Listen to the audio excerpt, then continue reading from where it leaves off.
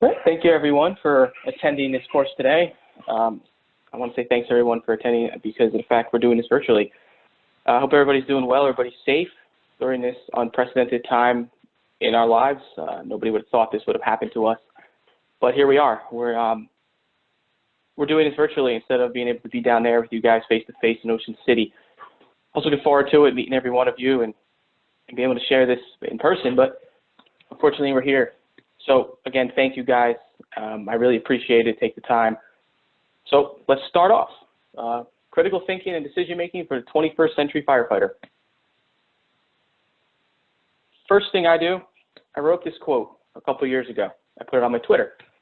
And I said, your first critical decision you make each day is to hit the snooze or rise up and get after it. Just like the fire service, the first decision you make is the most critical to the success of the job.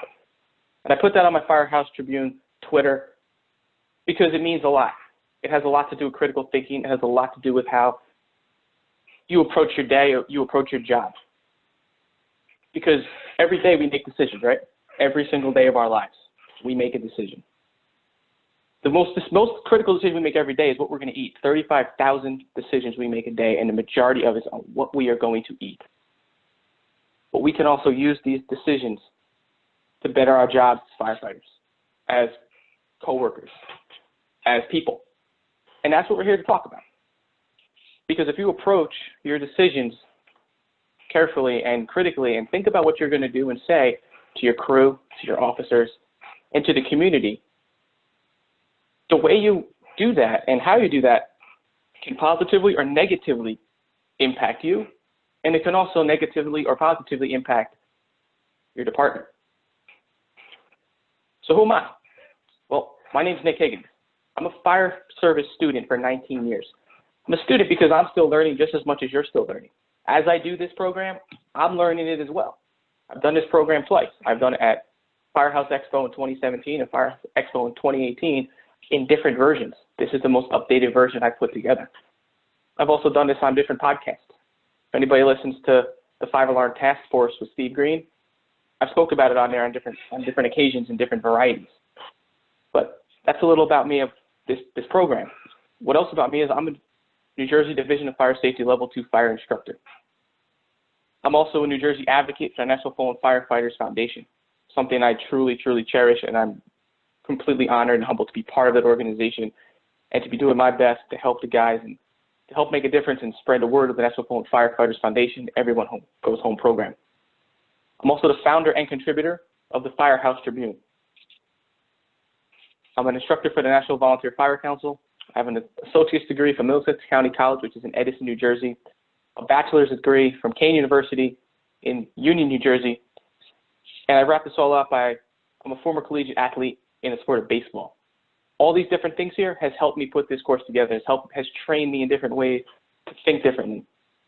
And I'm going to bring different examples up as we go along on how we talk about these. But where I'm from, like I said, I'm from New Jersey. The population in total in New Jersey is around 60,000. You can bump that up to around 120, 130,000 when you start adding in the workday, because we have a lot of out-of-towners that come in. We have a lot of corporate and a lot of warehouses, a lot of commercial use. So our total area square miles, town is covered around 19 square miles. We cover about maybe a little more, over a quarter, maybe about half of that. And our department, where I'm from, our biggest note to fame is Rutgers University. We cover 2 out of the 4 campuses of Rutgers University. We cover everything from football and basketball. Almost all their sports are on the campuses we cover. So when students are in, we're a lot more busier than when they're not there. Because believe me, when students are in, calls are going up because students want to have fun. This is something I put up. It's called By the Numbers. And I talk about firefighter injuries because I'm a big proponent myself of physical fitness, functional fitness, fit for duty, the whole nine, however you want to call it. That is one of my biggest things. I am a certified personal trainer. I'm certified in other types of areas in fitness as far as nutrition and battle ropes and kettlebells. So I take this stuff very seriously because I've been an athlete my whole life. So to kind of put it into other terms, I can bring it to the fire service, and I can use that for everything that I'm thinking about. So I put the injuries up because not all injuries are preventable, but there are injuries that can be preventable. So unfortunately, I have 2018 numbers up, and that's what we had. I'm not able to get 2019. They're not up yet. I checked as recently as yesterday, and I put it up because it's something to be aware of. Because your decisions you make, can result in firefighter injuries or worse, firefighter fatalities. Not saying decisions you make wholeheartedly will do that, but you want to be careful what you do, but you also want to understand that it's not always going to be your fault if somebody gets hurt. It's stuff that sometimes you just can't prevent. So I put this up. In 2018, we had 58,000 firefighters reportedly injured in the line of duty. We all know that number is not as high as what it probably is, due to the fact that firefighters probably are getting injured more so and not reporting it. I know I have. On fireground operations, 23,000 injuries. Fireground operations. Non-fire emergencies, 12,000. Other types of duties, 11,000. Training activities. That's the key. Training activities. You could think about it as, what are people doing in training to get themselves hurt? Is it lack of preparation? Is it their decision making?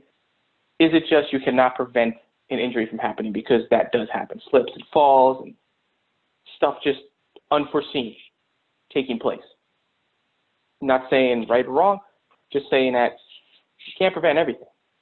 And 4,000 responding to and from an incident.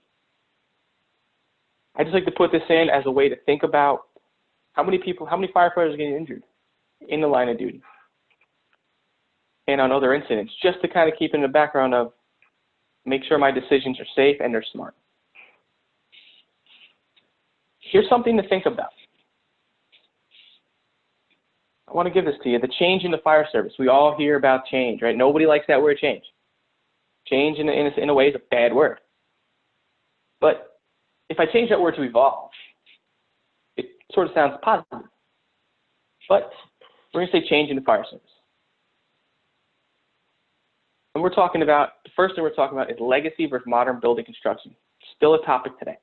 You're still going to find those old legacy buildings. Now you're going to start finding more modern construction. The change in those buildings is something to think about. Is it how you're going to approach your situation? Because there's a lot of different things that are going to go into these, and we're going to keep talking about it. The advances in fire service technology plays a big part. Nowadays we have e-dispatches. We have more technology linked to our phones and linked to tablets that can help us out. We can open up a tablet, we know where our nearest hydrant is, we know where our nearest cross streets are. We have other things we'll talk about through here as well, but just something to think about to keep going, because what else do we have? Increased flashover times. This is big. Years ago, the flashover was like 12 minutes. And now your flashover is getting around 4 to 5 minutes. And that's at the same time crews are just arriving to the fire ground. So it's something to think about, something to add into your strategies and tactics, your incident action plan, to know your manpower, your crew, and everything, what you're going to do, what line you're going to pull, based on the stage of the fire at your arrival. Increased fire flow. Well, the increased fire flow does play a big importance. Why? Well, your minimum fire flow rate should be capable of absorbing the maximum potential heat release rate immediately to prevent transition to flashover. So your fire flow, you want that your rate must be capable of absorbing the heat release rate, the maximum, to get it to prevent that fire flow. That flashover, excuse me. If that doesn't happen, you're going to have to think about another way to attack the fire. You want to try to avoid hitting that flashover, but at the same time, some things you just can't undo. So what is our objective today? We talked about firefighter flashovers, talked about heat release rate, we talked about fire flows. Well, we're going to talk about the process of critical thinking. We're also going to talk about the critical thinking skills in our strategies and tactics. We're going to go over the skills of critical thinking and how they relate to our strategies and tactics, how we can implement them, how we can apply them. And then we're going to talk about how you can build your team, your crew, how you can build them into a critical thinking, creative thinking type team for more optimal fireground success. So let's start off. What is the process of critical thinking? Before I do, I'm going to start with a quote. Critical thinking builds a culture of productivity and discipline. When you have critical thinking, you have productivity because each person on that crew is able to be more productive, able to think more freely, and they're disciplined to know how to do a job and what to do. Before that, everybody has this moment. Everybody in any situation has the moment of, what was I thinking? Exactly what we've all had it. Sat back and said, what was I thinking when I made that decision? Or when I said that to somebody? What was I thinking? Well, you might not have been thinking at all. You might have just said what was on your mind, not thought about what was coming out of your mouth when you said that. And that decision was also based on a few things. Your emotion. Emotion dictates a lot of things. And if you can control your emotion during critical situations, your success rate has gone up. Your critical thinking rate has gone up. Because when you rely off emotion, things may or may not go as planned. And we see more times than none when you rely off emotion, it's not really going to go the way you planned because your mindset wasn't there to make that decision. Misinformation. You might not have gotten all the information. You might have gotten half the information. You might have only gotten none of the information. It might be completely different than what you showed up on. And past experiences. Going back to misinformation, really quick story. Personally for myself and the crew I was on, years ago we were called to a activated fire alarm at a residential structure to activate a fire alarm due to cooking. You know, nothing going on, just burnt food on the stove. So, as you know, like anybody else was doing, we did the old complacency act. Geared up, got in the truck. The time I was on a truck company. Got on the truck and took a ride over there. Went full sirens, everything else. But just kind of, we're going to go over there, investigate it, blah, blah, blah. Do what we have to do our normal activated fire alarm routine. Well, unfortunately, when we got there, that's not what it was. When we showed up, our jackets were open. We looked like a bunch of slobs. And I'll admit that to this day. We didn't look great. We were lollygagging. We showed up, and fire was blowing out the kitchen. There was a side door of the house. There was a long driveway that goes into the backyard. And it's a really older home, 1930s home. So there's a door off to the side of the garage, which was going to the kitchen. All we saw was the door wide open, everybody outside, running out, smoke blowing out, heavy black smoke blowing out the door. And when we make our way there, line gets stretched, the whole nine. We look in, fire's rolling over our heads in the kitchen. Well, misinformation. We were told that fire alarm activation. So in our minds, we were thinking, is just the fire alarm activation going to do what we always do? Bad decision. The good decision was we were able to rebound, recalibrate, and make the right decision and to only ensure that fire was contained to the kitchen. But that goes off a few things. It goes off emotion. Emotion of what? Well, it's just the same thing over and over. That's our emotion. Whatever, no big deal. We'll go over there, we'll check it out, investigate. We'll be back in about 10 minutes. Misinformation. We heard fire alarm. It, in fact, was a kitchen fire.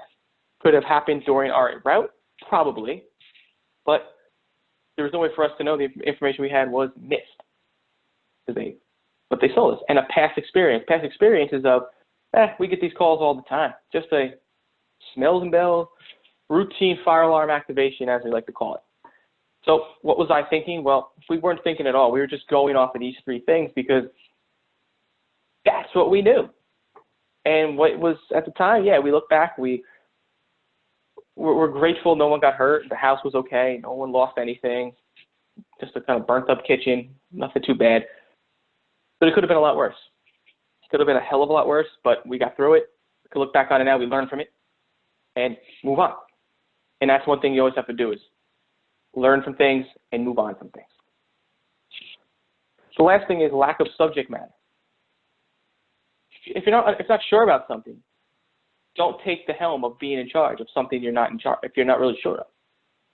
If you're at a hazmat incident and you're the IC or the company officer and you're not too sure about that, but there's somebody else that's there that knows that information, utilize them.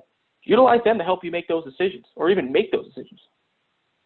Because we know in ICS, if you're not in that subject matter, why would you even be part of it? Or do a unified command if you have to. We're not going to get into that, but don't make decisions on things that you're not really too keen on. That can also go down to the road of what was I thinking, or worse, it could injure somebody. Well, what was I thinking turns into, well, we have to start talking about some critical thinking. That's what we're here for today. Critical thinking. What is it? Well, it's how you relay, how you gather information, you interpret the information, and you can make your well-reasoned judgments and your decisions for everything. What you do, what you think, how you believe, how you make your decisions on the fire ground, which line you're going to pull, which door is going to be your initial egress. All these things is critical thinking. All of it. We do it every day, like I said. 35,000 a day, we are engaged in critical thinking activities every single day.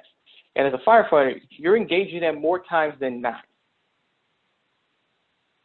So if I just think about this while you're sitting there listening to this lecture, what does critical sound like? Does it sound negative?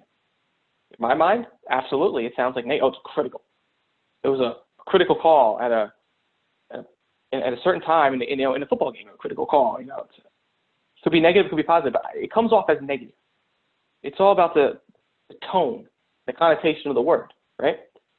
Well, critical is an act of challenging information, and don't take it as how you're presenting it, as being presented. Don't take it as face value, because you want to challenge the information you're giving. We didn't do that on that call. We did not challenge the information we were given. We assumed the information we had was correct.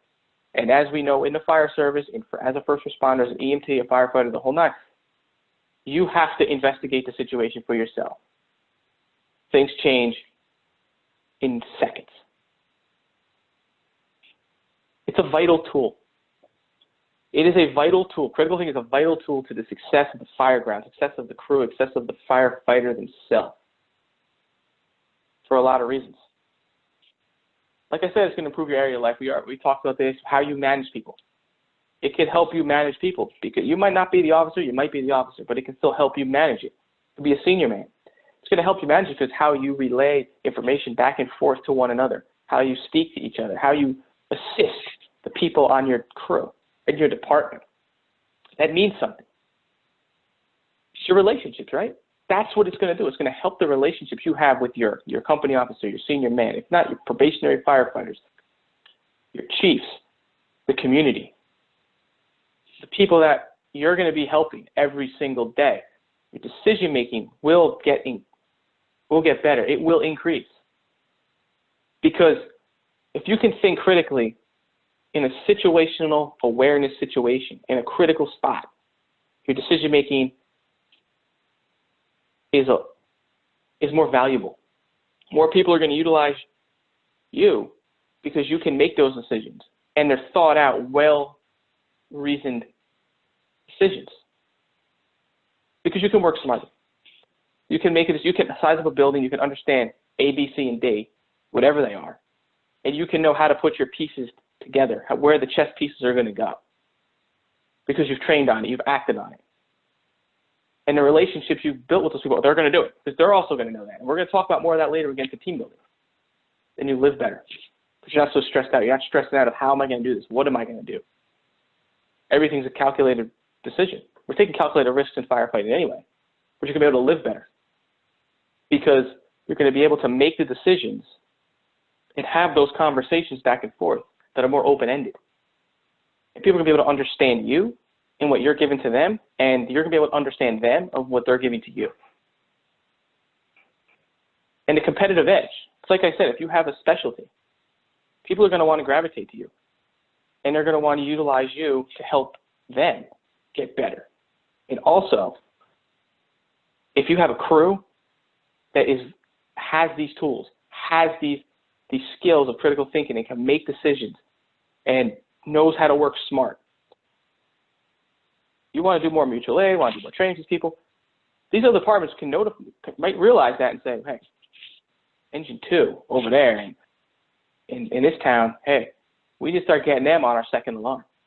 Because you know what? Those guys are going to come in, they're going to get the job done. They're going to help us out. And if we're down and we need manpower early, we're going to call them right away. We're going to redo our run cards for that reason. Because these guys might be the ones to be able to do work, as they say, and get that job done. But that's what you want. So why is it used? Why do we use this? Why am I out here talking about critical thinking? Well, here's why it's used. Because we're going to take away those assumptions. First, we need to identify any assumptions that we always take for granted, and you can go on a list for days of how many assumptions we take for granted in the fire service for calls. Frequent flyers, as most of us call it. We take it for granted. Until that day, you can't take it for granted anymore. Until you catch it on the chin, and it knocks you down. That's why it's used. In order to identify and challenge those assumptions that we always take for granted, we have to use a little bit of imagination to think outside a little bit and to think that maybe today isn't the day that's going to be what just happened yesterday. Maybe today is going to be serious. But before that, first thing comes first. The first thing first. Before we can do any of this, we have to analyze the situation. We analyze the situation. There's a lot of different ways you can analyze the situation. We analyze the situation through a number of ways. One is through a pre-plan. That's a dry situation, right? We're going to do this a lot of ways. You could do it drive-by, walk the grounds. New construction's being built, you want a pre-plan. Help my company, we just did a pre-plan the other day of a community center being built. It is gigantic.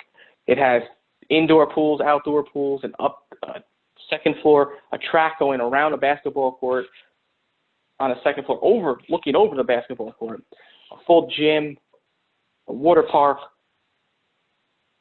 all types of amenities. That's how we analyze our situation. A pre-plan. It's a dry run. Everything is as is. There's no scenario. There's no emergency going on, but we're able to identify a lot of stuff that's taking place. The second thing we do is we size it up. That's our initial size up. During our pre-plan, we're sizing this place up. We're understanding the building construction. Look at where the sprinklers are, where the doors are, enter and exits are. All of them are. If there's any FDCs, what type of special considerations do they have in this building? Things like that. We all know how to do our size ups. We all know how to do our pre-plans. Take into consideration, analyze it. Analyze it all. Our company, we do pre-plan. Every time another building comes up, we're pre-planning it. It's in our response area. We're going in there. We're going to work with the people who are building it. We're going to do a pre-plan. We're going to do a walkthrough when we get to it. When they say it's a good time for us to go in, we're going to constantly pass by it, take note of it. We got drawings of these places too, and we're going to start looking at them. But what you can do with that is you can develop scenarios based on logic. Logical thinking based on scenarios. What could happen there?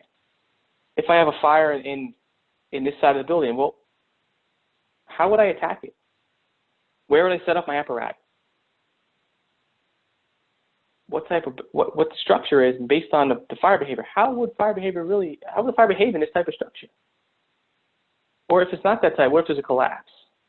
Or if there is an indoor pool, what if somebody drowns in the pool? No one there to get them. They have to call a firefighter who might have the capability of doing water rescues. Or if we have a gym as well in this building. We actually have 3 gyms in our first response area. Someone gets caught in one of the machines, crushes their hand, crushes their foot. What do we do? It's a scenario. You're not always talking fire magic, you're talking about all these things. So when you develop these scenarios based on logic, you also want to back that up with some type of reasoning. Well, I did this because of A, B, and C. Just without reasoning and be able to explain later on what happened, you have nothing. You're going again off emotion, going off what the scene. The scene's going to dictate it or what you see. But when you develop scenarios, you kind of have a notion of what I can potentially see there and how I can get my crew, myself, my apparatuses ready for those types of scenarios. And if you have to, get creative. Like I said, we're talking about a building with a gym and a pool and a basketball court. People could be getting hurt at the equipment, could be getting stuck in equipment. People could fall off the track above, the thing could fall down to the basketball court. Get creative. It's a little morbid, some it's a little out there. But you never know what can happen. Anything can happen at any given time. And forecast it. Unforeseen incidents, you want to forecast this could happen, that could happen. That's what we're talking about. And if we're talking about fire, a building fire, forecasting is talking about, you want to talk about reading smoke. Forecast it. Why? Follow the smoke. Where's it going? What type of, is it black? Is it dark, density smoke, turbulent smoke? Where's it going? What is it telling me? The scene is always telling you something. Just got to be able to read it and forecast it properly to say, it's going to go this, it's going to go left, not right. I'm going right, I need to dictate myself going left.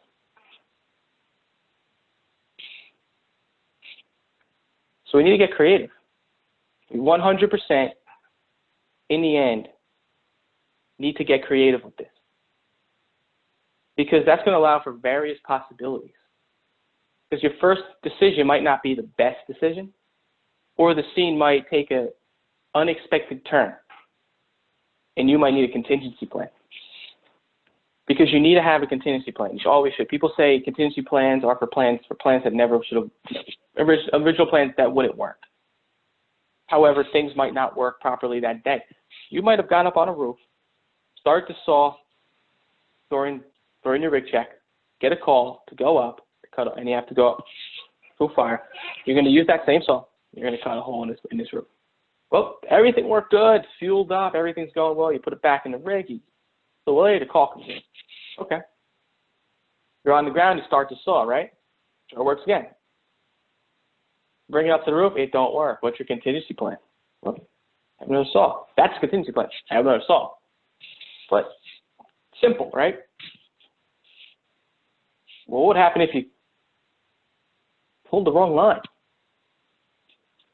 As they say, as the first line goes, the fire goes. Well, what if you pull the wrong line? Or what if you don't go to the seat of the fire? The engine crew goes the wrong way. Have a contingency plan. What's that? Secondary line, bigger than the first. At that point, always have the other line ready to go. But situations dictate what's going to happen. Just some examples that we're going to go through. You have to think outside the box a little bit. Think outside the box on what would happen if you don't have the tools you need, the manpower you need. And one thing I want to talk about outside the box thinking is, again, another situation I was in. We had garden apartments. We had a bunch of fires in these garden apartments, almost like every few months we were getting them. And we had this one where it was on the second floor of the garden apartment. It was stairs on the outside. We had a balcony up the second floor. We had a limited crew that day. It was a hot summer day. We had only 2 guys, and in the back, an officer and our operator. And we didn't have the manpower to stretch this line. The reason we have the manpower to stretch this line was they called for 2.5. The scene sized up, dictated 2.5 to the front door. Well, there was only 2 of us. So we could not stretch this line up a flight of stairs, a charged line up the flight of stairs. So what was the situation we had to do? Well, we decided we could go dry, charge it upstairs. Instead, we decided to pull it over the balcony. tied a rope to it, ran the rope up, pulled it up, and fought it from the door while we got everything in place. Second firefighter came up, backed it up. We fought it from there until we got enough guys to make the advancement. But it was a little bit out of the box, so not something we already trained on, but something we had to do in order to protect the exposures and protect that fire from spreading to other units. And what creative does, it eliminates any complacency. Complacency in the situation I had was, we could have just pulled the inch and three-quarter like we always do, and then realized we were going up Schitt's Creek because we didn't have enough GPM going at that fire, enough PSI on that fire to hit that fire. Our gallons per minute was not enough. We would have known that just by looking at it, but we could have done what we always did and just threw it out there. But we didn't. Our chief officer knew at that point, this isn't what we need to do. We need to do something a little differently, and we need to get this fire knocked down because we are not going through another situation of this thing spreading. And we challenge the assumptions, right? We challenge the assumptions that we already have. We talked about assumptions we had. Spells and bells call, they turn into what? Full-blown fires. It happens. But we can challenge those types of assumptions. All different types of assumptions. The assumption I gave you an example of is we showed up, we got called to a fire alarm. That wasn't a fire alarm. So creative thinking, we're still talking about it. When is it used? Well, same as yesterday thinking. If we're doing the same thing we did yesterday on a call today, are we really getting anywhere? Maybe, maybe not.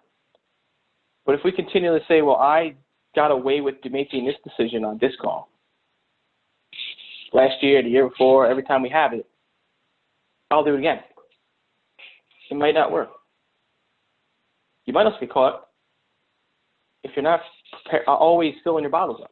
It's a big thing of make sure your bottles are full. Some people keep it under that full line. They move it, it looks like it's not in the green. It's a little hair off the green. I've always used it that way. I got enough lung capacity, and I'm in shape to do that. Well, same as yesterday's thinking. I got away with it last time. Will I get away with it this time? Always be prepared. New or original ideas. This is when you want to use it for new ideas, original ideas. You want to do something that you guys haven't trained on yet. Or you want to try a new idea out, a different way to advance the hose or whatever the situation is. You want to make sure your creative thinking is going to be in place for that. Situations without obvious solutions. There are situations that don't have obvious solutions. We think they do. Because the fire department, we always think we always have an answer to everything. But here's one, a problem building. There's many different ways, many different definitions that we can give a problem building. But my situation with problem building, again, the situation I've been in with a building we call a problem building, which is a building, we have a lot of older homes. And these areas that we have don't have any sidewalks. They have no curbing. It's just grass up to the asphalt. And we had a call for a house fire, small little fire. And the house we got called to was on a dirt road with just a driveway. And the house was set back about 150 feet, give or take.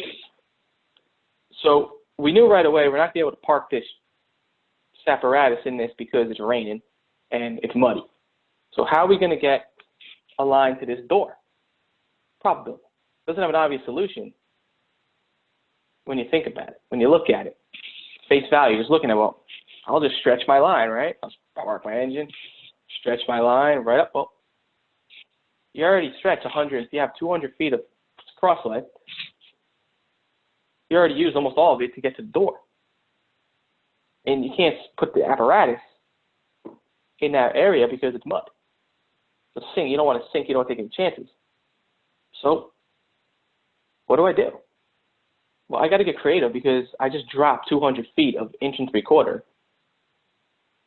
I do have a static lay on the back, but now I have to stretch all the way out. What can I do right now? Here's a simple solution. You have a high-rise kit. There's your problem building. There's your answer. Creative thinking. I have a high-rise kit on my apparatus with another 150 to 200 feet. There's your answer. Connect that in. Extend that. Make that your part of your initial line. Just extend 200 feet. Now you have 400 feet. You have way more than you need, or you can cut back if you needed to. Just give yourself a little more. Now you have room to possibly get to that second, now to get to the second floor because you have 400. So you're working with a full crosslay with an additional excess outside the building.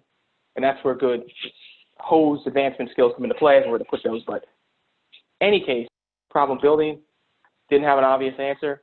There was an answer right there. Guys, we're scratching your head. I'll tell you right now, guys, what do we do? The officer came up and said, easy, simple enough. Let's pull the high-res kit. Perfect. So the crew that did it was right in the building. But things you learn as you go. It was creative. It wasn't something we had really ever trained on. It was an original, new idea. It wasn't the same as yesterday. Think creative. When you're on the scene, think creative. You just never know when you're going to need it. You never know when you're going to need to be able to think creative and do things that you might not have trained on, you might not have talked about, but you might have an idea. It might be time to utilize it. Here's something that we all know, right? Slicers. It's the structural fire tactic goals. This is a critical thinking tool. Just by looking at it, it's a critical thinking tool. Why? Because you're doing one thing, you're sizing something up, you're locating the fire, you're identifying, controlling the flow path, cooling it, you're extinguishing it. And your action opportunity could be done anywhere inside the slice. Why I call it critical thinking is because you're asking questions, you're getting answers, and you're developing the outcome you want to see. The outcome you want to see in this situation is extinguishing the fire. And that's what you're doing. It's critical because you have to critically think about these. Sizing up is a critical action. Locating the fire is another critical action. And identify that and control that flow path is highly critical to extinguishing a fire, especially if you're cooling it from a safe location. So get creative. I posted this picture on my Instagram. It's what appears to be an abandoned building. As I did, there's no cars in the driveway. The house is all covered with trees and shrubs and boarded up with wood. However, you don't know if that's truly an abandoned building, because once you go in there, it's no more abandoned. We're in it. We occupied it. But also, get creative on how you're going to attack this building. Should there be a fire? Now, you could say, well, it's abandoned. Squatters could set a fire. You don't know. Get accustomed to getting creative and thinking about situations like this and say, how could I attack this fire? How can I attack this building? Because that's my enemy. How can I attack it? What is it telling me? What ways can I get in this place? What's my safest way to get in this place? Should there be an emergency to get in here? And how can I do it? Another way is what we use a lot in my department, is Google Maps. I took a picture of Google Maps. Here it is. We take random addresses of random houses, random structures in our district, and we give a scenario to it. And we have a picture of the building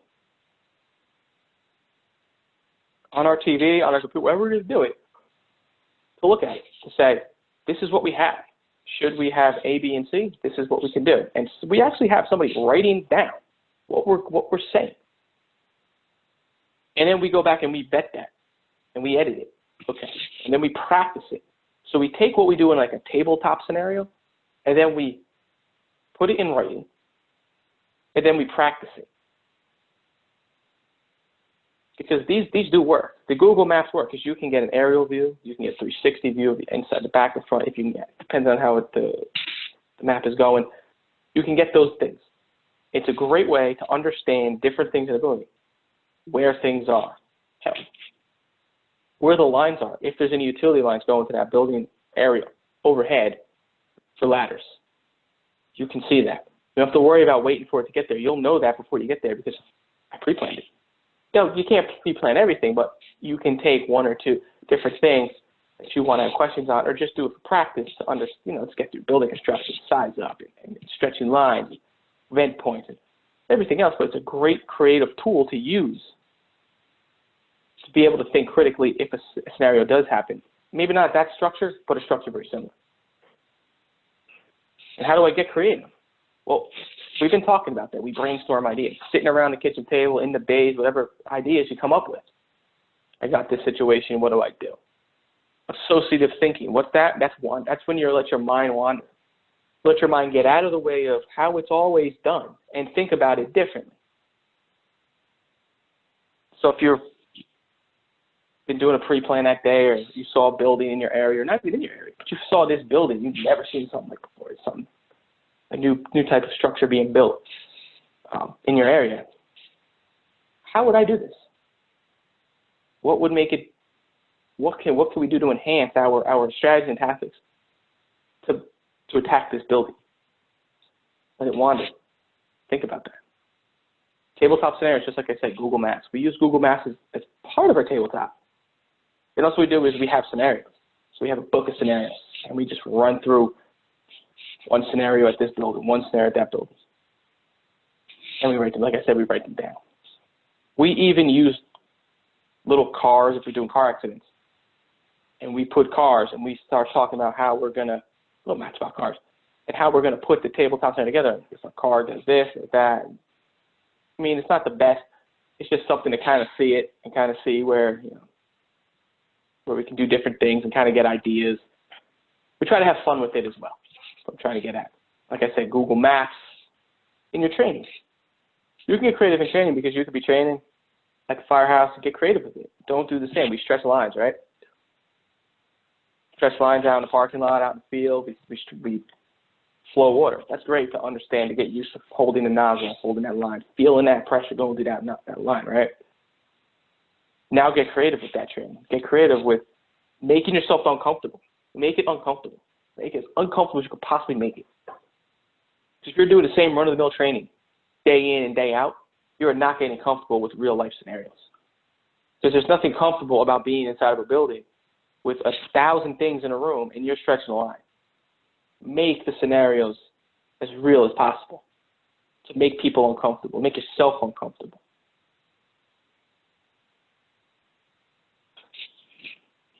But everything should be situation-based. There should be a situation involved, should be a scenario involved. It's not just, I'm going to put stuff together and make you do it. It's going to be a scenario. It's going to be based on a situation. Because, like I said, all creative ideas are not valuable. Not everything you do as creative is going to be valuable to the situation at hand. So you got to know what to weed out and what to keep. Because your creative thinking will start leading to critical thinking based on how you come up with your ideas and based on your situation. And it has to be logical and have some type of reason behind it.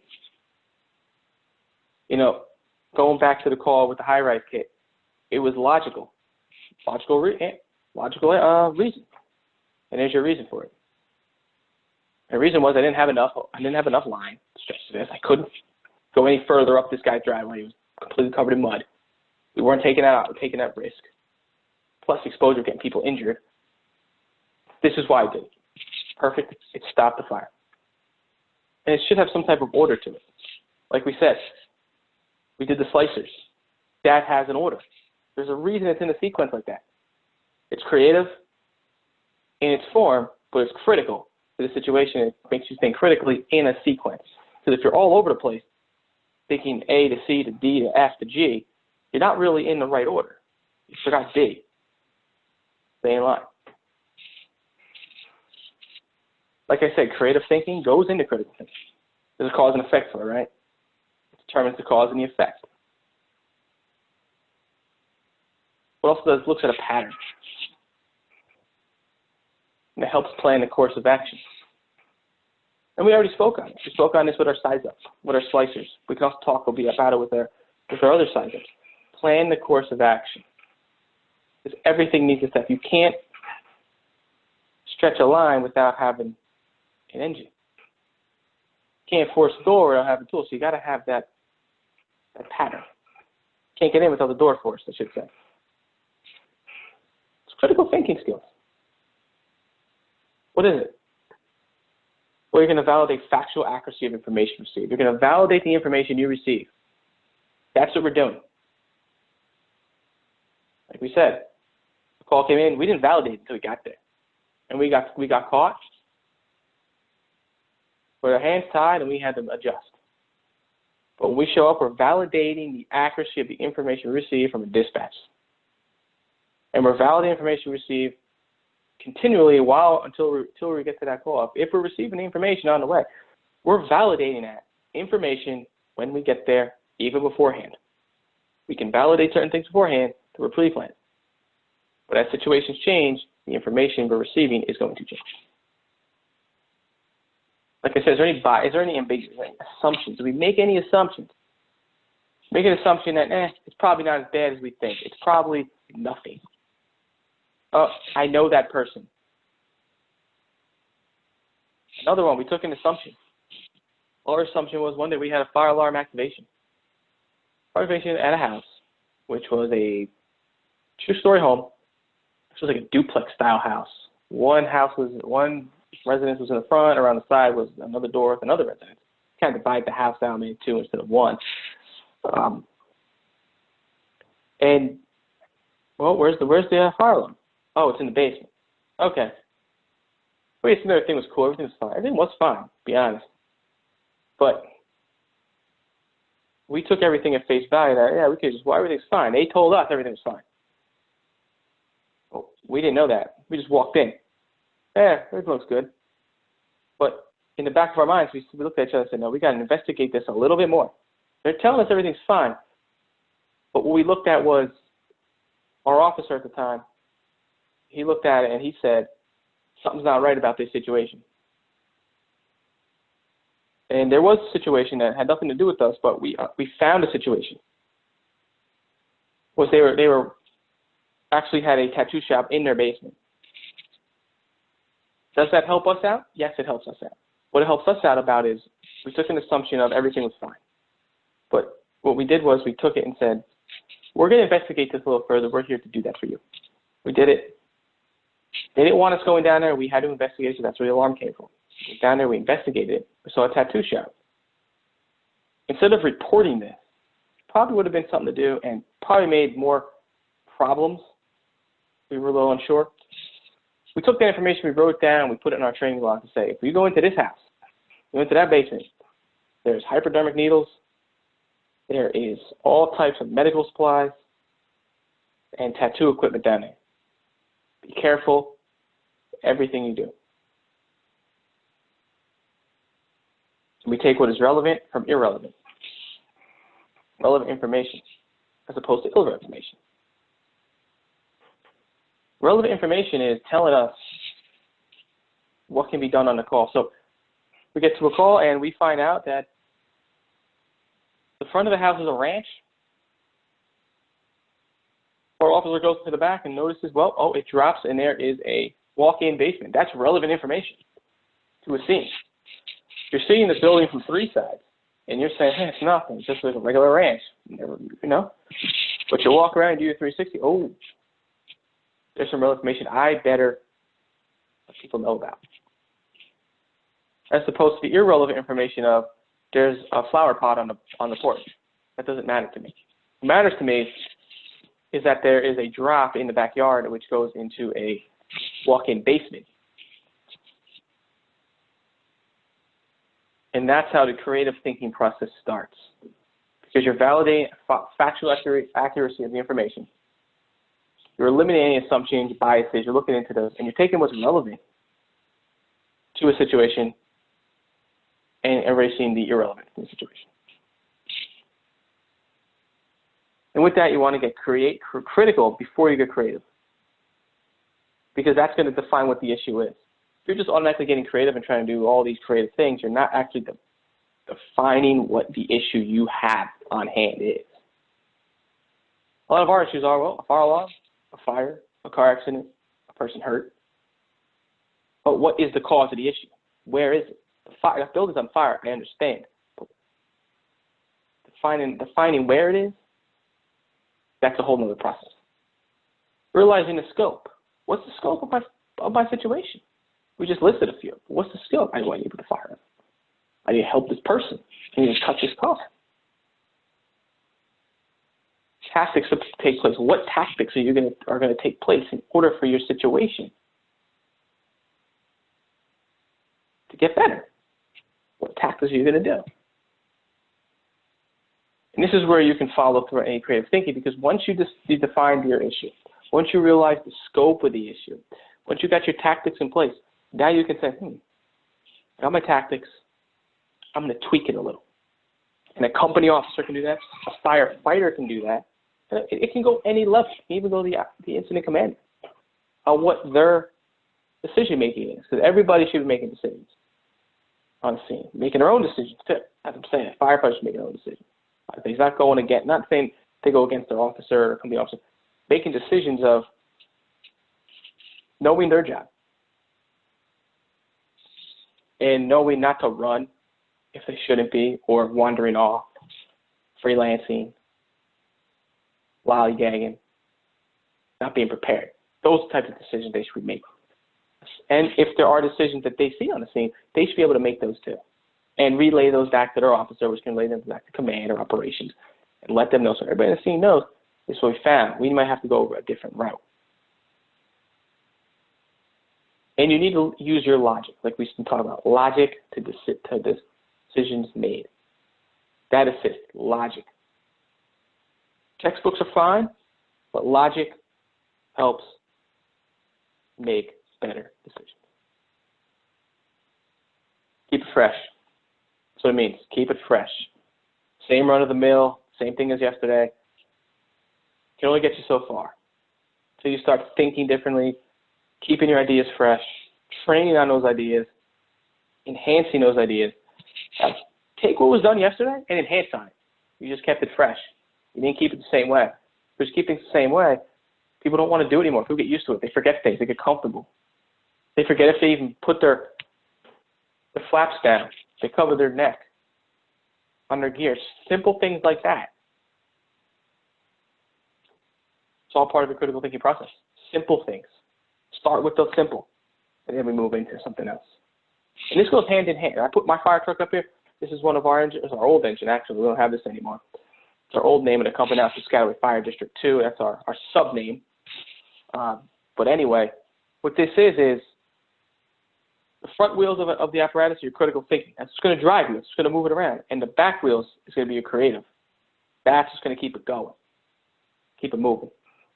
Just keeping it fresh. Keeping those juices going in your head, in your training, in your daily life. Critical thinking in your strategies and tactics. That's part 2. This is how we're going to get into it. And again, start off with a quote. As a leader, at times, you must break down the mission into small, simple steps so your team understands each step. Flynn Cochran, he's part of Echelon Front Team, head by Jocko Willink. He's on the team. That was his quote. He said it at one of his musters. You must break down your mission into small steps, and you must keep it simple. You have to understand the steps. You have to crawl before you can walk before you can run. Figuratively speaking. So what are our skills? A skill is thinking if we're going to approach a problem. Everybody calls the fire department because they have a problem. Nobody calls them because they want a pat on the back for something they did good. They have a problem. And to them, it's the worst day in the world. Because they had to call the fire department. They had to have these big trucks outside their house. People are going to look. People take pictures. People take videos. They have a problem. And they need you to be on your A game to help them out. Simple enough, right? Approach a problem, find a solution. That's what we're here for. Keep an open mind. Keep an open mind about how you're going to solve this problem. Like we said, nothing's always at face value. Be inquisitive. Investigate it. Investigate the situation. We know how to do that. Size up, pre-plans, initial pre-plans. That's what we're going to do this. Question what you're doing. Question where you are. Question what's around you. Be inquisitive to the type of building you're in. What's in the building? Stay and keep others informed. Very, very important. You find something, relay it. If you're in a building, you're searching a room, hey, as we all know, hey, I got 2 windows here. Critical information to know, right? Keeping your crew informed in case you have to get out that window. That's a critical thinking skill. I can't tell you how many times I've been in training guys in the academy, and they're doing searches and they're not talking. All I hear is just, I feel like Darth Vaders are in the room, but nobody's saying a word. Talk it out. Critical thinking. These are things you have to do. It's very basic, but that's a critical thinking skill, is to be able to talk about what I find in the room. Hey, I'm in a room, I'm in a desk, a printer, I have a bookshelf behind me. Oh, on the other side of the room, I have workout equipment. Could be helpful if this room collapses or I get stuck under this cabinet, under this big bookshelf, or workout equipment falls on me. Good to know. And be flexible. Be flexible with your thinking. Be flexible with what you're going to. I have to say that if you make a decision and somebody comes behind you and says, I don't know if that's the right route to go. I want to pull into your quarter, and that's my final answer. But maybe your senior man runs around the side and says, hey, lieutenant, hey, cap, whatever you are. I see heavy fire coming out that back. I think maybe we should get that 2.5. Because maybe the officer didn't get a chance to do a 360. You got off that rig, and you said, I'll take care of it. And I did it. Situation might have called for that. You don't know. Something might have happened. He might have seen it. Might have had an inkling. Might have been inquisitive. Be flexible. Okay. I think you're right. That'd work. You got to ask questions. Ask questions to validate your answers. If you're at a house and we'll go through a house fire. How many people do you have in this house? Well, I have 5. Where are they?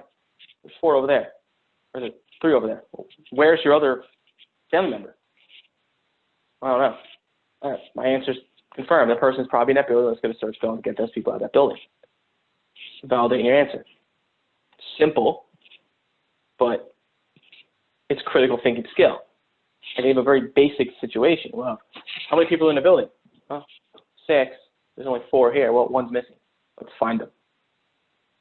And not just searching the building. They might have went a different way outside the house and went somewhere else. You'll be able to figure that out too. Well, ask yourself, how can I be sure you thought of everything? Well, on the fire ground, you have time to be thinking A through Z, but you can always think of the best stuff that you could think of, the best decisions you can think of, and they have to be relevant. That's how you know you thought of everything, if it's relevant to your situation. If it's not relevant, but you thought about it, well, it doesn't really need to be put in that situation. Here's a way to help you out. Holds as well. That's a way to help you be relevant. As we know what it is, size up, done by commanding officer. Without getting into it, you know what it means. Those are asking questions. You got your instruction, your occupancy, location.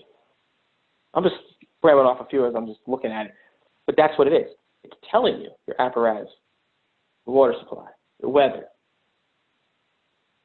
all these different little things. Okay, I thought about these things. And how do they help you? Well, they have command boards. And you can, if you have time, jot things down. 2.5-story residential wood frame structures. That's telling everybody a lot right there. Right there. Arriving, alpha side.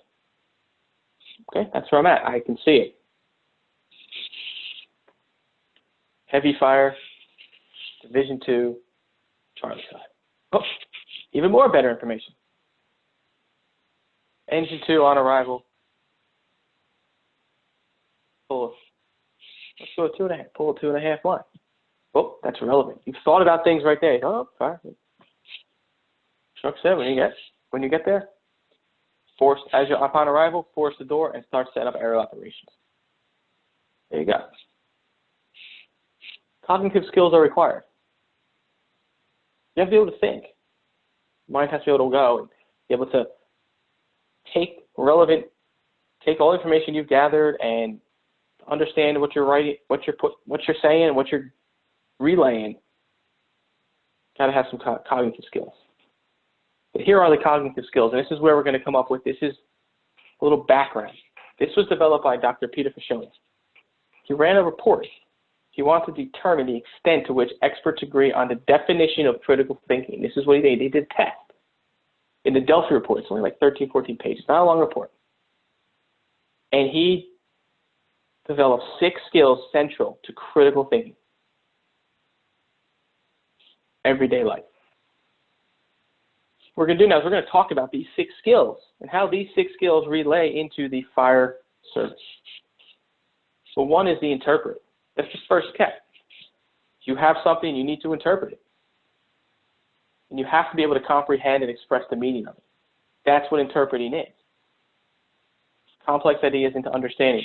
Complex idea in the fire service is, could be a fire. To some, it could be a fire. To some, it could be an MVA. To some, it could be a medical call. Complex ideas vary from person to person, but you have to be able to comprehend what you're seeing and express the meaning of it in ways to break it down to attack it. And you have to be able to categorize your information. What you're seeing, write it down if you have to, like I've been saying.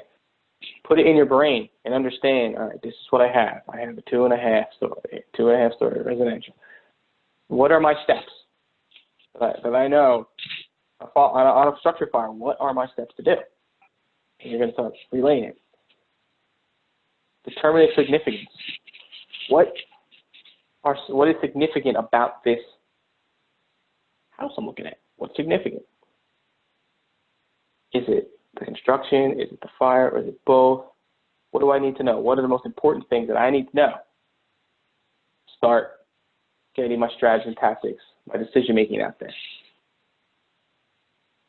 And the way to do it is you can interpret it by, if you can paraphrase what you're seeing back to someone and clarify what you're seeing to other people, you're halfway there. What does this do for fireground operations? I'm going to clarify things and paraphrase things. Well, it helps recognize the problem because you're able to interpret, see, and interpret the problem, understand the problem. It assists in identifying the cause and effect of what's going on. What caused this to happen? But also, identifying any cause and effect if you're not an incident commander or a company officer. Understanding and identifying the cause and effect of what you might do. If I attack the fire a certain way, if I indirect attack the fire as opposed to direct attack the fire, what is the cause and the effect of that? I should have to be able to interpret that before I make that decision to know what's going on. And what does that come through? Come through training. It helps you, interpreting things gives you, we talk about relevant information that we've been provided.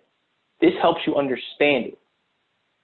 Because now you're interpreting what dispatch is saying, what the homeowner is saying, what the police are saying, what bystanders are saying, what other firefighters are saying, and you're able to understand what is relevant of the information you were given to know how you're going to make decisions and what you are going to do. And what's most important, because that is what we need to focus on. What's more important? Or most important to a scene. The most important thing is the firehouse. But how do we get there? We need to analyze it. We interpret it. Now it's time to analyze it. We need to break down the problem in smaller parts, and that's why we have an engine company, truck company, rescue company, all these different companies that are breaking it down. Well, we analyze it. All right, I need an engine company. I need a truck company. I need an outside fan. I need a roof team. I need a forcible entry team. I need a hose line. Those are your smaller parts. The building construction, I need to get someone to get me a 360. I might not be able to. Maybe my SOG and SOP say, command stays here. Somebody else does a 360. But it helps you better understand the process, helps you better understand what's going on. It helps you better understand how to make the decision of what you need to make. And with this is what's your ultimate outcome. If it's a fire, put the fire out. Save the building. Life, insulin stabilization, property conservation, LIP. That's your ultimate outcome. What that does is it gets you to, you analyze it, now you need to evaluate it. Determine your credibility. Credible resources, credible sources on the scene. What is credible? We've talked about these already. Credible sources, a lot of times, is what you're going to see, though, and what your firefighters are going to bring back. It could be an arson job. So credible sources, well, I'm going to take this information, I'm going to evaluate that into two things. I'm going to recognize those factors that make information credible. Well, my crew comes to me and tells me, hey, Luke, Cat, Chief, this is what I see. 9 times out of 10, that's more credible information than some guy coming by saying, I saw somebody walking by before, and he looks suspicious, and he went to the back of the house, and next thing I know, the house on fire. And any implications, relevance. What do I have? What do I have telling me this information, like we just said?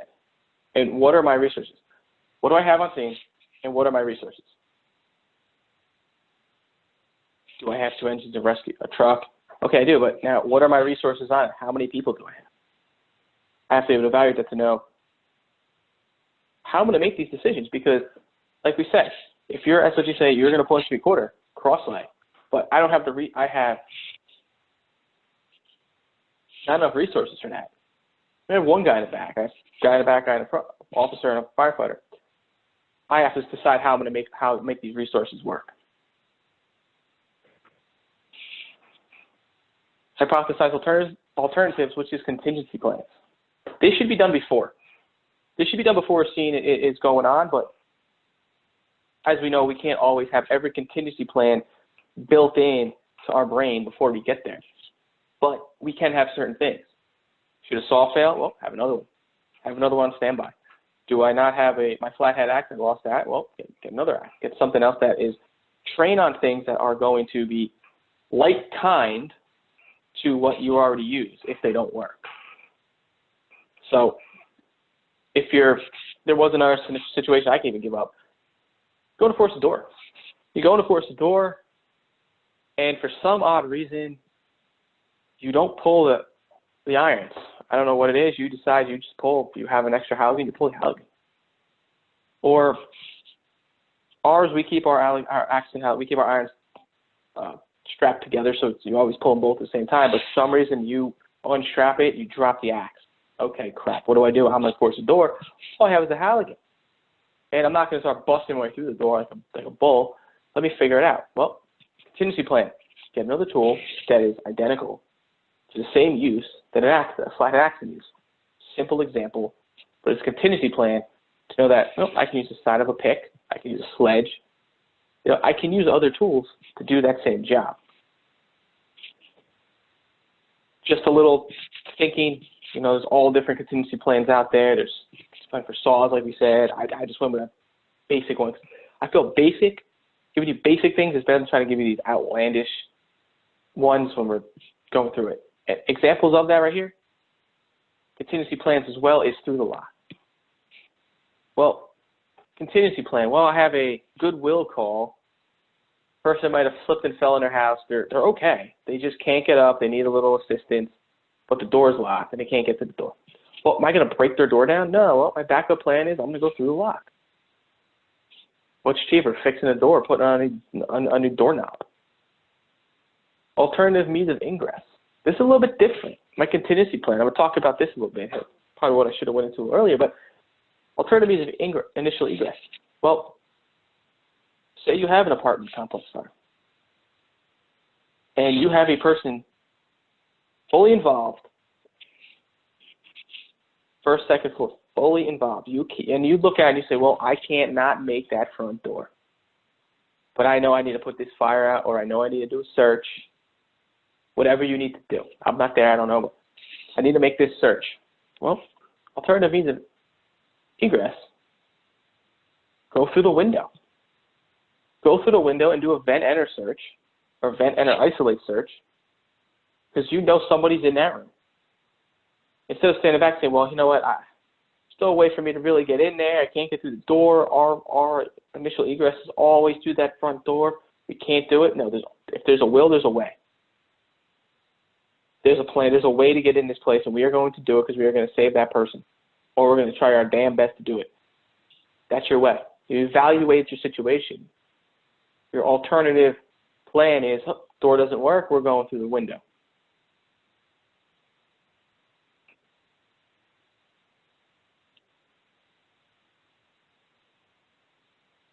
And have conclusions for all plans of your actions. Okay, go to the front door, this is what I want to have happen. If I go through the window, this is what I want to have happen. If I want to go through the lock, this is what I want to have happen. I want to make sure I get the door off. The doorknob. Always have a conclusion. Don't just haphazardly change your course of action, change your plan, and not have an answer for it. My favorite, Jocko Willink. If you can't clearly explain why you're doing something, then you should question what you're doing. How many times have we've seen people do that? Well, I explain something. I can't explain to you why I'm doing what I'm doing. Well, then maybe you should look back on it again. We were doing a ladder drill in our firehouse one day. One morning we decided we're just going to take ladders out and we're just going to start raising ladders. And I'm a training officer in my district. I told the lieutenant at the time, go ahead, just run some ladder drills. I'm back in a little bit. I got some stuff I got to handle. So I gave him a lesson plan, gave him everything, and he couldn't explain it to the guy. I was like, "What are we doing? Well, we're raising ladders. Why are we raising ladders? Because I want you to." Well, senior man on the crew goes and says, "Well, no, man. If you tell us we got to raise ladders, but why we raise ladders? We need to we're just going to raise ladders to raise ladders. Great, but is there a reason behind it?" Well, the point I'm making is he didn't explain what he was doing. He said he gave a task and didn't have any explanation of why he was doing it. He couldn't clearly comprehend back to the crew. We are raising ladders today to work on your comfortability with ladders, comfortability raising ladders, comfortability climbing ladders, and your comfortability of knowing when, where, and how to put ladders up to a building. That's why we're doing it. Yet, it should have been understood by the firefighters. But there's always people that are going to question those types of things. And there's always newer people, probationary members, younger guys who aren't as knowledgeable or comfortable with these things. They're saying, why am I doing this? There's nothing here but just outside of a firehouse and raising a ladder. Well, this is why we're doing it. Because we're breaking down different fire ground tactics and we're making you understand the ins and outs of each piece. So when you go to the show, you understand what, why, and when we're going to do things, and how. It has to be, like I said, capable to understand. In that situation, people weren't capable to understand it. So you have to be able to explain it where it's clear, it's concise, and it's capable for anybody to understand. Granted, there was a lesson plan. Little did I find out he didn't use a lesson plan. He went off his own thing. Lesson plan explained everything. In a sense, if you have to write, like a prime example, if you have to write it down, write it down. Have a lesson plan. Every time we do training in my department, we have something written down. Objective, scope, what we're doing, and how we're doing it. And we got to justify. If you can clearly comprehend your stuff, and you can everybody can understand it, you have to be able to justify it down the road why you did it and what you did. What you did and why you did it. Let me put it the right way. What you did and why you did it. And how you came up with those decisions. What made you come up with that decision that day to do that, to make that call, to do that training? What made you do that? So everybody's on the same page. Everybody understands what's going on. It's a better day at the office. Like I said, I write my stuff down. I just believe that you never know if somebody gets hurt, if something ever comes back. You don't want the town coming at me. You know, I have to answer to a bunch of other people. I want to make sure that I have everything clear, written down, concise. So when it comes time to look at this stuff, they want to audit me as I leave everything out there for anybody to use anytime, and everything is clear. There's no hidden doors or anything in the way to cover anything up. So everything I'm doing, I'm sharing, I'm helping, and anybody can pick it up and use it as they need. So after you explain it, you can self-monitor. This is your other act of cognitive skills, is self-monitoring. Monitor your thinking with your plans and conclusions, because if your thinking isn't going the way the course is going, if the building takes a turn, all of a sudden you have a collapse, well, you got to monitor that, and you got to change my course of thinking, right? And is it relevant to the job? Like we've been talking about it. Relevancy is key to critical thinking. It's going to be coming up. New information, like I just said, is there a collapse? I've been to numerous guard department fires where we've had collapses during the way. Collapse when I was inside. It wasn't collapse on me, but the room next to us, everything else was collapsing. We were in there. We were actually at the fire. All of a sudden, told us on the radio, exit structure. The horns are going off. There is a sign of a collapse, and we were fighting back. Like, no, we got this fire, but we had to adjust to new information. We had to back out. We had to take the fire from the outside, and we still kept that line going. But we went from an interior offensive attack to an exterior attack.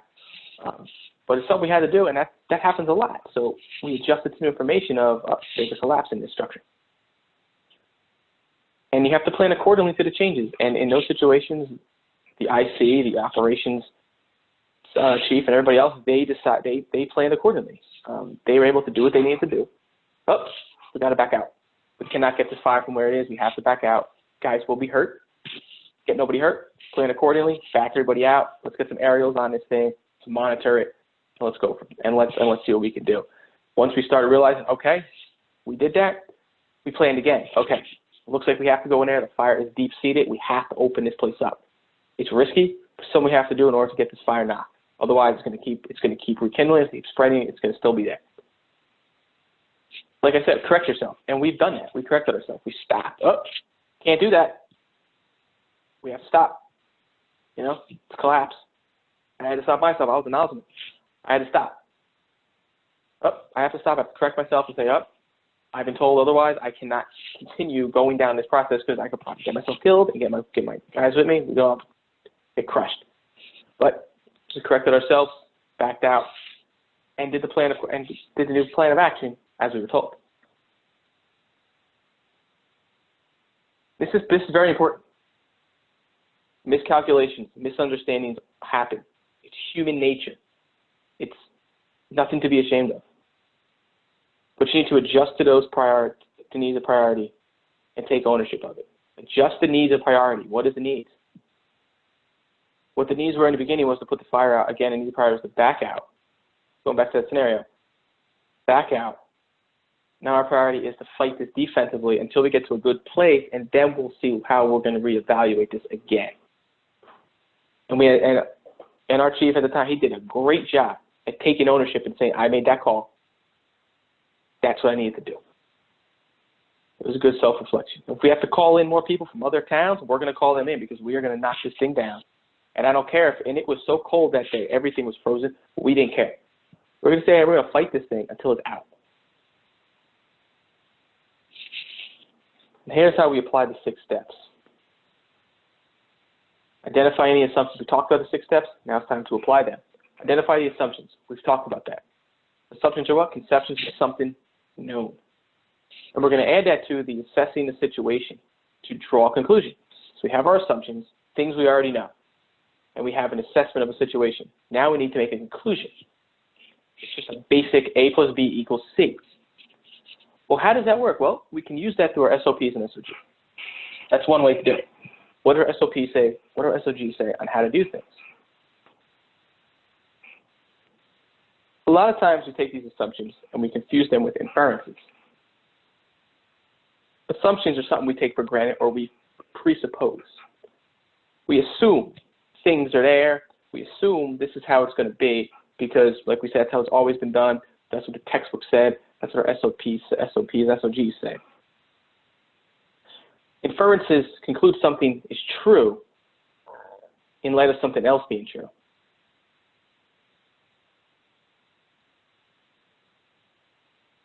So it's telling you one thing, but something else is there.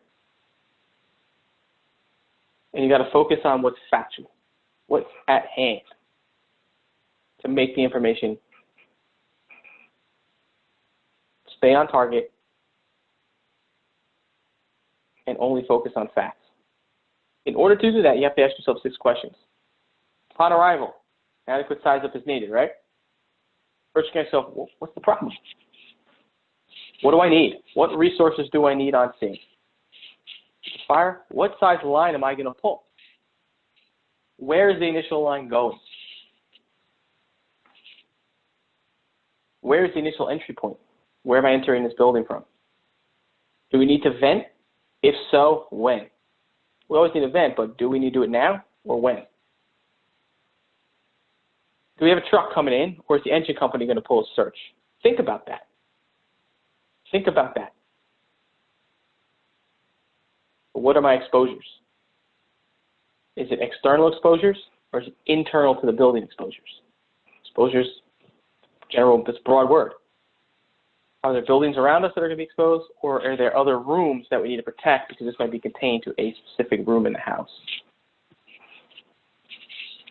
Then we're going to ask ourselves, what do I have on scene to support my incident master plan that go with my strategy and tactics? What do I have? Do I have what I need here to support my IAP and my strategies and tactics? If I don't have that, I either have to adjust, which I probably have to do right away, and call for information to make sure my strategies and tactics are on point. What don't I know? What don't I know is a lot of stuff you might not know. You might not know, well, one could be, where's the fire? Did I do my size up? What's in this building that isn't seen from the outside? You know, my cousin, he's a fireman in another town, and he told me he was in a building one time. He had no idea. The guy had propane tanks in his house. In his basement, he had propane tanks. They're fighting a basement fire, and propane tanks are busting off. They had to get out of here. They didn't know that. While they're fighting a fire, fighting this basement fire, boom, boom, boom, they're going off. Something you don't know. It's good to relay that information back. What resources do I have available? Now, if I'm on a fire scene, what resources do I have? 2 engine truck rescue? Do I have an engine and a truck? Do I have no truck? Do I have no engine? I have a queen. So what do I have available to me that is going to help me support my IAP and get my strategy and tactics in place for this call? If we're doing it in training, same questions apply. What don't I know? What are my resources? And how am I going to do it with limited resources, or am I going to do it with excess resources? What are my crew limitations? What can my crew do and not do? And I'm not saying skill-wise, I might be saying them personally. You might have a guy in a crew that, hey, he's just not good at work. He's on the truck, but his fear of heights might get to him a little bit. Or this guy might be on a little weather today. I'm not feeling so great. I'm going to push him. He's here, but I got to be cognizant of that because that could lead to some type of failure, a domino effect of firemen inside that building. So here's applying 6 steps. Here's where I have a building. This is not my district. I go, when I'm out places with my family, I'm always sizing stuff up. Anyway, here we go. Looks like a type 3 ordinary construction building, you know, storefront, 2-story residential on top, parapet, maybe a common cock loft. It's not my district, but I'm just assuming by what I'm assuming already of what I'm seeing, but I'm doing a logical size up of what I see. This is what I see from the front. That's all I see. So if I had a fire in that glass door on the left, okay, that's what I got. Where is it? Okay, first floor, fine. Now I have to start moving my way up. I have to start checking that second floor, you know, checking for exposure. Exposures, here we go. Exposures to the left, exposures to the right, exposures up and back. Well, that's what I'm looking at. I'm sizing up. I'm questioning what I have. What's the key problem? Where's everything going? What's my line? Entry point. Where do I need a vent? Where's my exposures? And then you're questioning, where's my crew limitation? So that's what I have. You know your structure. You size it up. Looking for exposures. Thinking to yourself, what do I got going on here? I applied my 6 steps. Well, that's the back. That's the back of the place. A door going to a roof to a stairwell. And a door with some 2x4s up against it. Should I not know this, and I decide I have to exit that structure, I'm taking a nasty fall if I'm on that 3rd floor.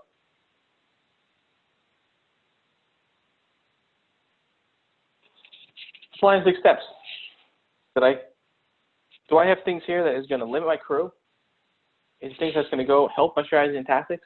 Is it things that are going to make me change my course of action should there be a fire on that 3rd floor? If I go back and I see that 3rd floor and I have a fire back there,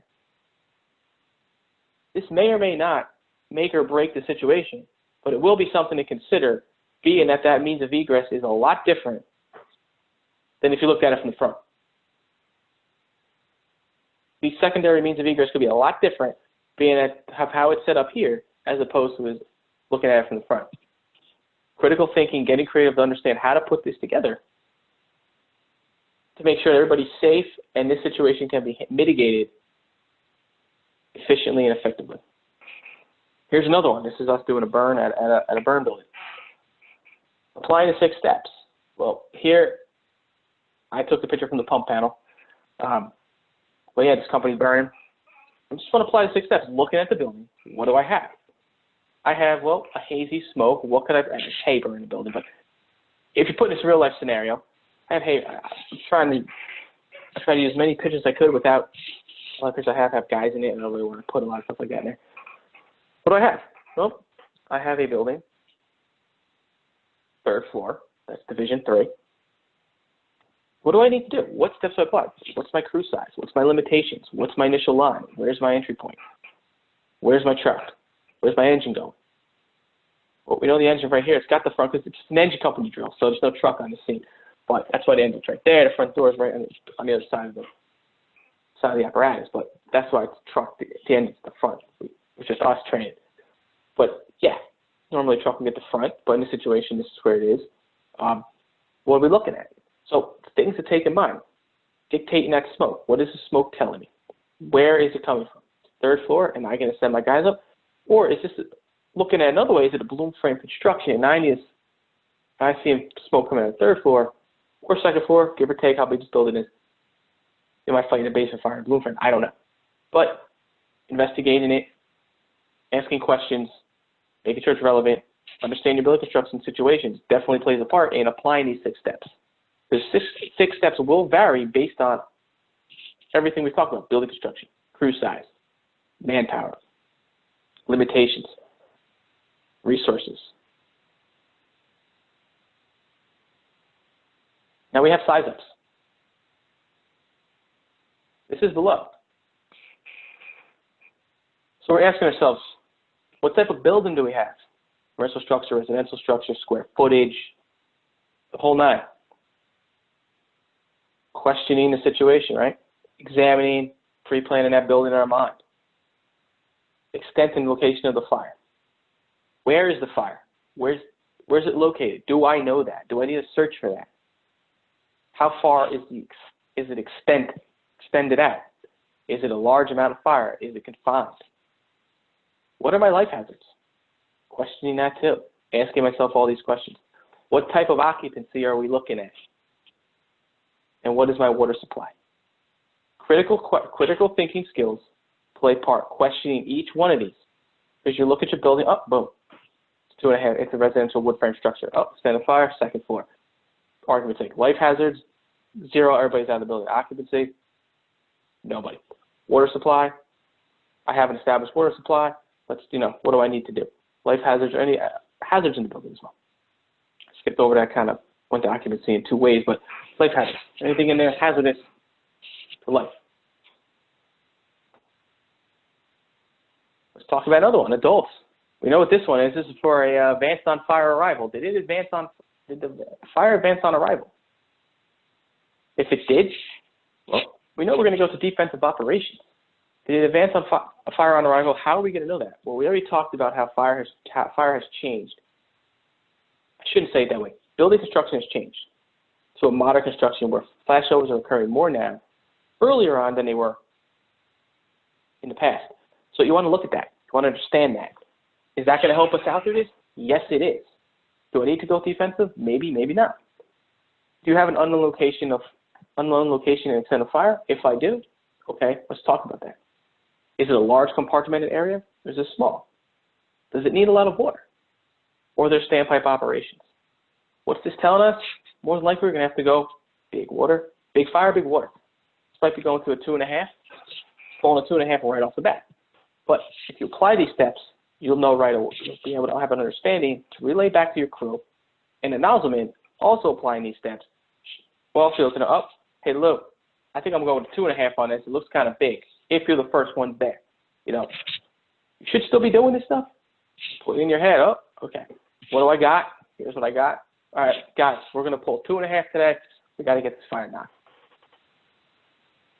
And now we're going to go into our other one, Lover's U. What do I got here? Do I have ladders? Where am I putting my ladders? And when am I doing my overhaul? Where am I venting? Where's my entry points?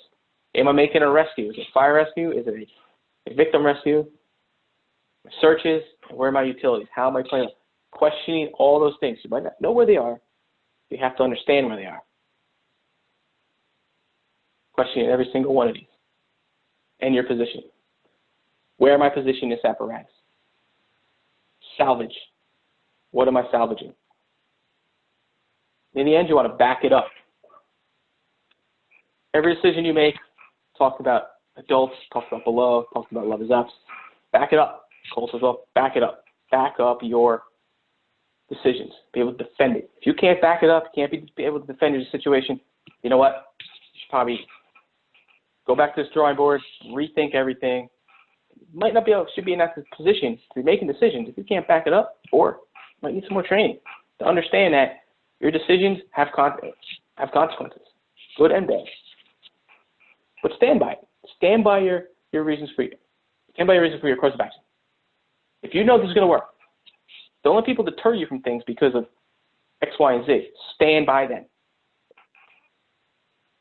Always keep it objective and accurate. Back it up with objective decisions and accurate decisions. And ensure that it's logical and it has a flow. You're not going from A to C. You're not skipping B. Your logic, it's on point. It's going with your training, your education, your experience, everything you've done, of course, along the way to get to this point. And it all flows.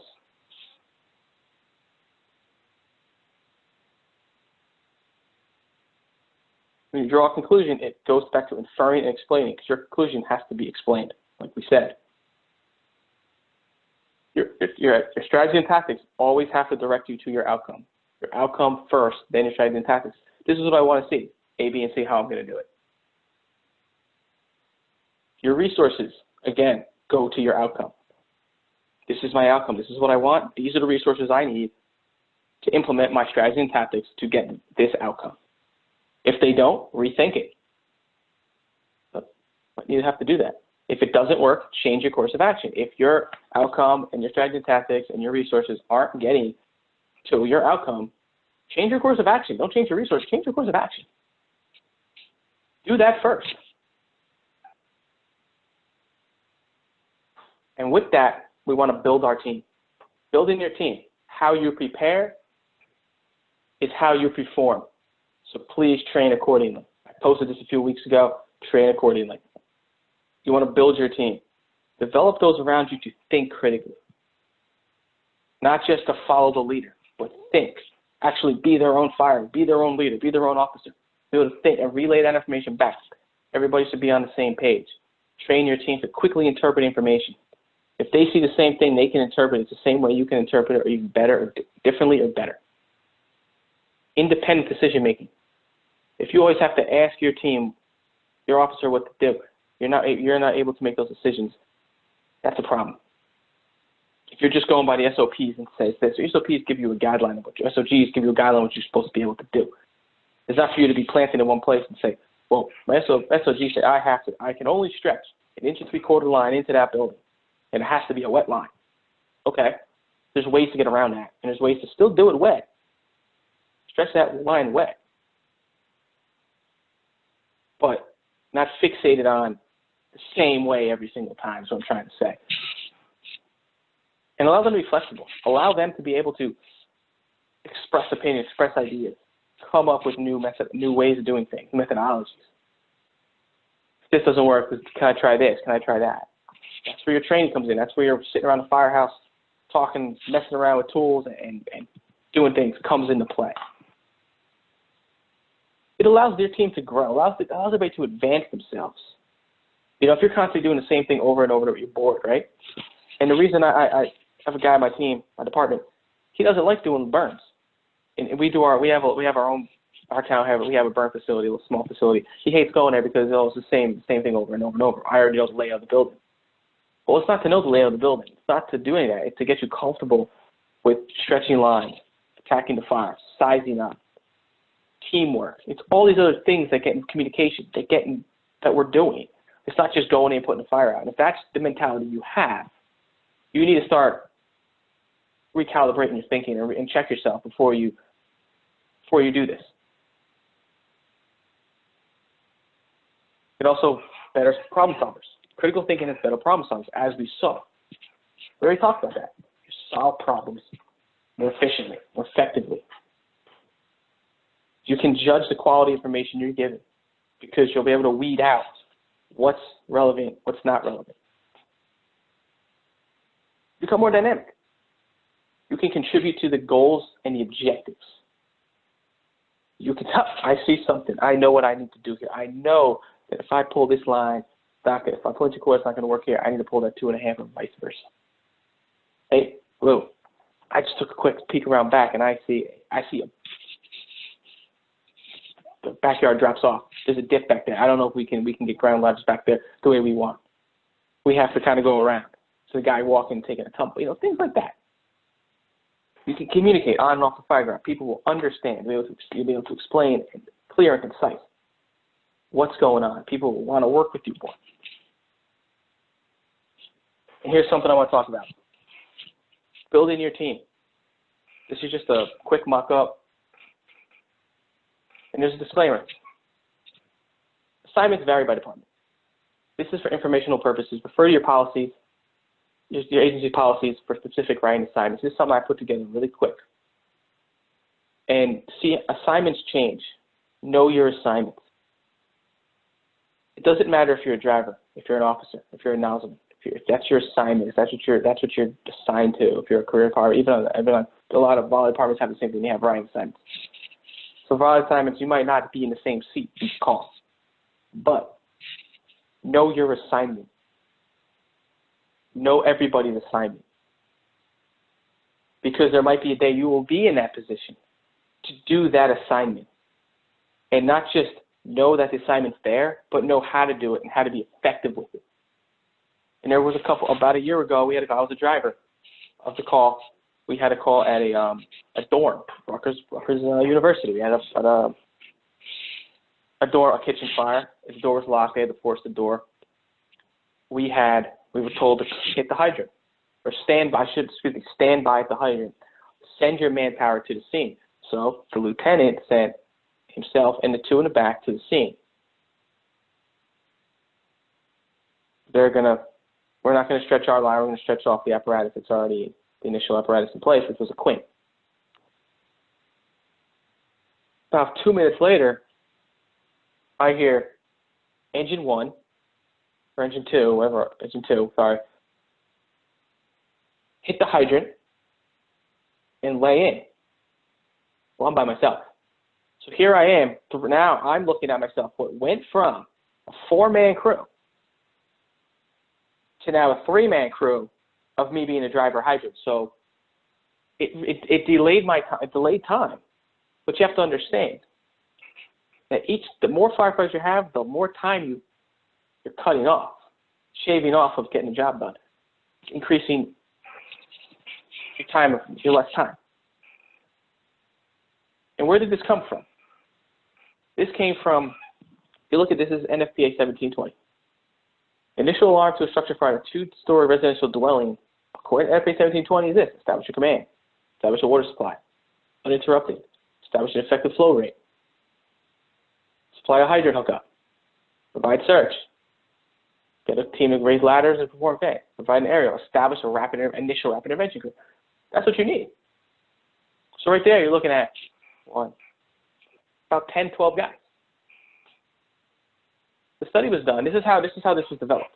NFPA 1710 recommends 4, it's career side, 4 firefighters, including a company officer.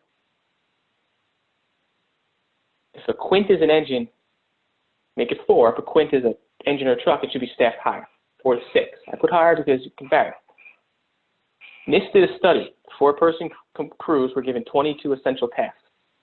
They performed those tasks 30% faster than a 2-person crew, and 25% faster than a 3-person crew. Again, it was the same type of structure. Initial alarm to a structure fire. 2-story residential, no basement, at 2,000 square feet. Think about this. This can be a career department or volley department right here any given day. I know some career departments that run with 2 on an apparatus, and they send everything in the kitchen sink to alarm because it's driver, officer, everything. It's the way they're set up. It works for them, and it helps them. Our policy says 4. And that's what we do, 4 at a time.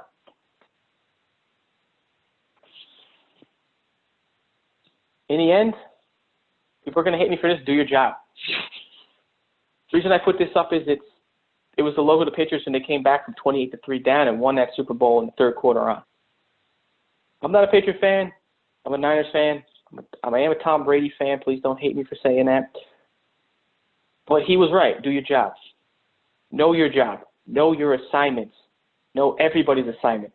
Because if you don't know your teammate's assignment, you are not as good as you need to be. You're not efficient. Everybody should know everybody's assignment, and they should be efficient at their assignment, and they should be efficient at other people's assignments.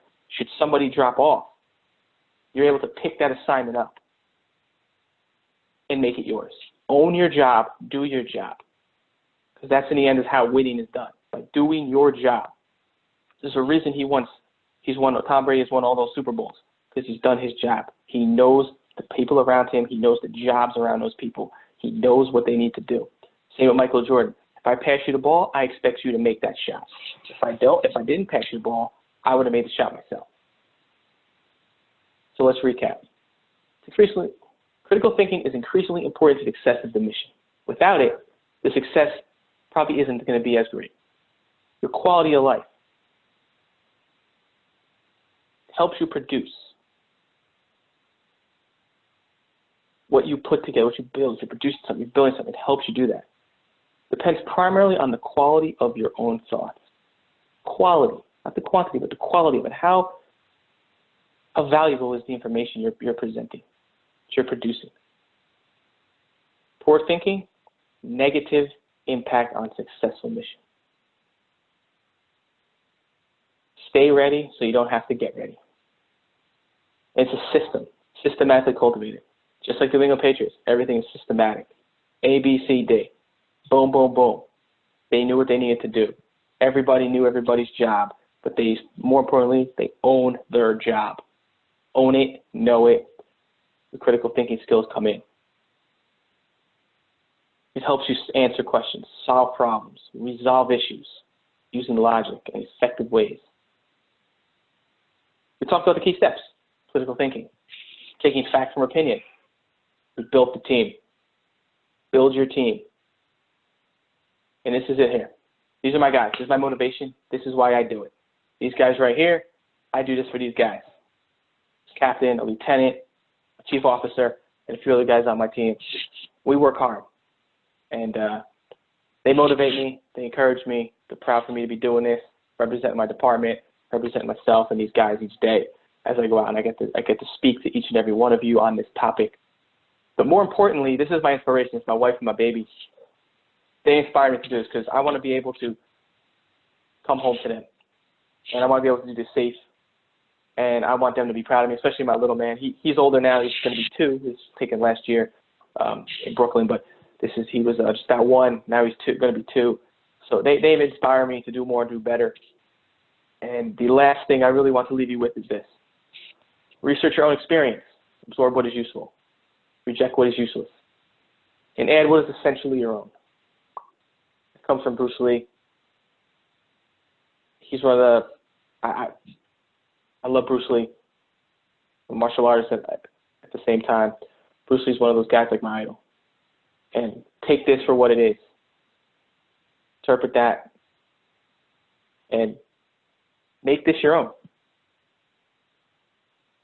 So like we say at the Firehouse Tribune after each article, until next time, work hard, stay safe, live inspired. I want to thank you guys very much.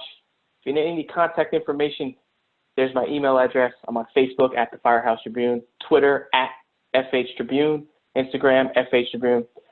Check out my website, firehousetribune.com. Lots of articles, not from just myself, from other guys as well from all over the country. We write stuff We try to make life at Firehouse to try to put it together. If you guys want anything else from me, come to your Firehouse, talk about this topic, do a Zoom talk on this topic or any other topics. Please don't hesitate to reach out. And again, thank you guys very much. I appreciate it. And again, work hard, stay safe, live inspired.